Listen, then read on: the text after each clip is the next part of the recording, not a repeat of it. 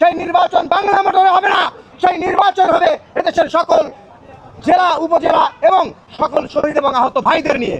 So আমরা আমার বক্তব্যের শুরুতে আমি বলতে চাই,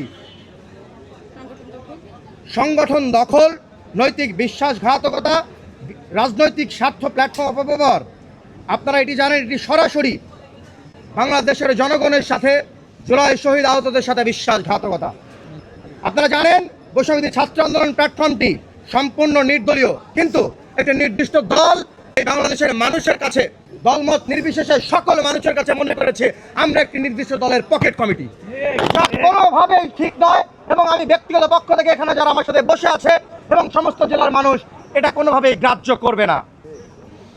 দলমত নির্বিশেষে সকলের অংশগ্রহণে বিশেষ পরিস্থিতিতে গঠিত একটি অরাজনৈতিক সংগঠন বৈষম্যবিরোধী ছাত্র আন্দোলন, এটি কোনো দলের নিজস্ব অঙ্গ সংগঠন নয়। কোনো নির্দিষ্ট দলের পদস্থ সদস্যদেরকে এই সংগঠনের উপদেষ্টা করে সংগঠনের সার্বজনীনতাকে প্রশ্নবিদ্ধ করা হয়েছে। সংগঠনের সদস্যদের মতামতকে উপেক্ষা করে এহেন কর্মকাণ্ড কেন অবহিত হবে না তা আমরা সচেতন মহলের কাছে প্রশ্ন রাখতে চাই। একই সঙ্গে বলতে চাই, জুলাই যেমন কারো বাবার সম্পত্তি নয়, ঠিক তেমনি জুলাই আন্দোলন নেতৃত্ব দেয় বৈষম্যবিরোধী ছাত্র আন্দোলন প্ল্যাটফর্মটি কারো একক সম্পত্তি নয়। জুলাইয়ের সকল স্টেক হোল্ডার অধিকার রয়েছে এই সংগঠনে।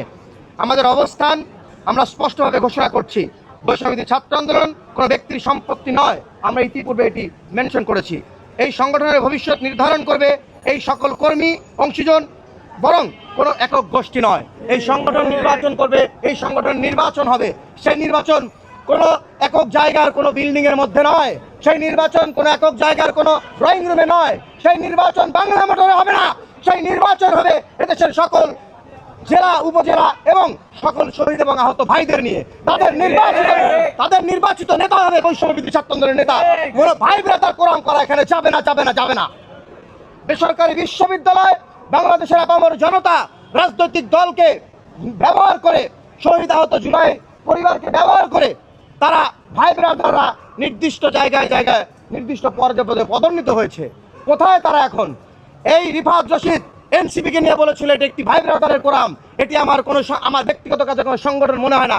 আজ সেই রিফাত রশিদ এনসিপিতে কেন গেল প্রশ্ন থেকে গেল, সাংবাদিক ভাইদের কাছে প্রশ্ন থেকে গেল, জুলাই যোদ্ধা শহীদ পরিবারের কাছে প্রশ্ন থেকে গেল, এদেশের সকল রাজনৈতিক দল তথা আপামর জনতার কাছে।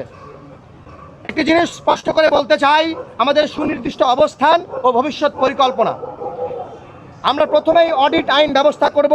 আমরা অবিলম্বে আর্থিক ফান্ডের উৎস, ব্যয়ের পূর্ণাঙ্গ বিবরণ এবং অডিট দাবি করছি। সাংবাদিক ভাইরা, আমি মাশরাফি সরকার, আমার ফেসবুক ফলোয়ার মাত্র 4000। আমি একটি ভালো গুরুত্বপূর্ণ পোস্ট দিলেও সেখানে হয়তো 200, 300 বা 500, 1000 মানুষ দেখবে। বাট জুলাই বিক্রি করে যারা ভাইরাল হয়েছে তারা একটা ডট লিখলে আপনারা দেখেন 10,000, 20,000, 30,000 মানুষ দেখে। এবং আপনাদের কাছ থেকে আমি সাহায্য চাই, যারা আসল নেতা তাদেরকে সামনে আনুন, চাটুকারদের, বেঈমানদের, জুলাই গাদ্দারদের সামনে আর আনবেন না। ইতিমধ্যে আমরা বাংলাদেশ ব্যাংকে তথা তথ্য জানতে চেয়ে আমরা অলরেডি একটি আবেদন করেছি, যার আবেদন আপনারা দেখতে পাচ্ছেন।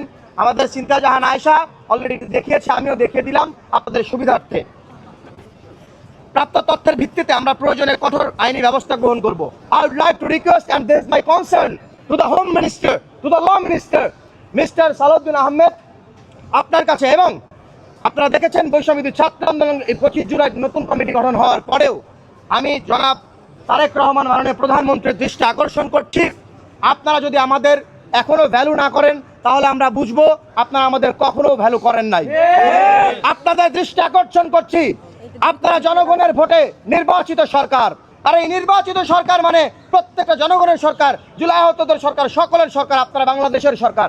আপনারা অবশ্যই এই বিষয়টি গুরুত্ব দিয়ে দেখবেন এবং বর্তমান যারা এই কেন্দ্রীয় কমিটি ছেড়ে দিয়ে তাদের নিজেদের আখের গোছানোর জন্য নতুন দলে গিয়েছে, আমাদের এবং পুরা বাংলাদেশের জেলার প্রত্যেকটা জেলা উপজেলার নেতাকর্মীদের বিপদে ফেলে দিয়ে গেছে, এই দায়ভার আপনাকে নিতে হবে মাননীয় প্রধানমন্ত্রী। আমাদের ব্যাকআপ আপনি হবেন, আমাদের ব্যাকআপ বাংলাদেশ সরকার হবে, আমাদের ব্যাকআপ জুলাই যোদ্ধা আহত শহীদ পরিবার হবে, এবং আমাদের ব্যাকআপ আমরা নিজেরাই হবে ইনশাআল্লাহ। কেউ যদি আমাদের সাথে না থাকে, নিজেরা আবার হাদি ভাইয়ের মতো রক্ত দিব, জীবন দেব, বিড়ালের মতো 500 বছর না বেঁচে বাঘের মতো সবাই বাঁচবো 5 দিন ইনশাআল্লাহ। অবৈধ কমিটি প্রত্যাখ্যানের ব্যাপারে সাবেক সভাপতির জারিকৃত স্থগিত অধ্যাদেশ এবং তথাকথিত উপদেষ্টা পরিষদ আমরা ঘৃণা ভরে প্রত্যাখ্যান করছি। গঠনতান্ত্রিক পুনর্গঠন সংগঠনকে পুনরায় গণতান্ত্রিক ধারায় ফিরিয়ে আনতে খুব শীঘ্রই আমরা দ্রুত নির্বাচন, খুব শীঘ্রই বলতে ইনশাল্লাহ 5 কার্বদিবস